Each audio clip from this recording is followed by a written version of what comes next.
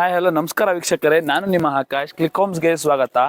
ನಾನಿವತ್ತು ಜ್ಞಾನ ಭಾರತಿ ಲೇಔಟ್ ಅಲ್ಲಿ ಇನ್ನೊಂದು 2030 ಕನ್ಸ್ಟ್ರಕ್ಟ್ ಆಗಿರೋಂತಹ ಮನೆನ ತಂದಿದ್ದೀನಿ. ಈ ಮನೆನ ಪೂರ್ತಿಯಾಗಿ ನಿಮ್ಗೆ ತೋರಿಸ್ಕೊಂಡು ಕೊಡ್ತೀನಿ, ಬನ್ನಿ ನೋಡೋಣ. ಈ ಮನೆಯ ಲೊಕೇಶನ್ ಬಂದ್ಬಿಟ್ಟು ಜ್ಞಾನ ಭಾರತಿ ಲೇಔಟ್ ಅಲ್ಲಿ ಲೊಕೇಟ್ ಆಗಿರುತ್ತೆ. ಇದರ ಸೈಡ್ ಫೇಸಿಂಗ್ ಬಂದ್ಬಿಟ್ಟು ವೆಸ್ಟ್ ಆಗಿರುತ್ತೆ. ನಾರ್ತ್ ಫೇಸಿಂಗ್ ಡೋರ್ ಕೊಟ್ಟಿದ್ದಾರೆ. G+3 ಅಲ್ಲಿ ಕನ್ಸ್ಟ್ರಕ್ಟ್ ಆಗಿರೋಂತಹ ಮನೆ ಇದು. ಕೆಳಗಡೆ ನೋಡೋದಾದ್ರೆ ಒಂದು ಕಾರ್ ಪಾರ್ಕಿಂಗ್, ಒಂದು ಹಾಲು, ಕಿಚನ್ ಮತ್ತೆ ಅಟ್ಯಾಚ್ಡ್ ಬಾತ್ರೂಮ್ ಕೊಟ್ಟಿದ್ದಾರೆ. ನೆಕ್ಸ್ಟ್ ಫಸ್ಟ್ ಫ್ಲೋರ್ ಅಲ್ಲಿ ನೋಡೋದಾದ್ರೆ ಒಂದು ದೊಡ್ಡದಾದ ಲಿವಿಂಗ್ ಏರಿಯಾ ಮತ್ತೆ ಇಂಟೀರಿಯರ್ಸ್ ಎಲ್ಲ ತುಂಬಾ ಲಕ್ಸುರಿ ಆಗಿ ಬಂದಿದೆ ಅಂತ ಹೇಳ್ತೀನಿ.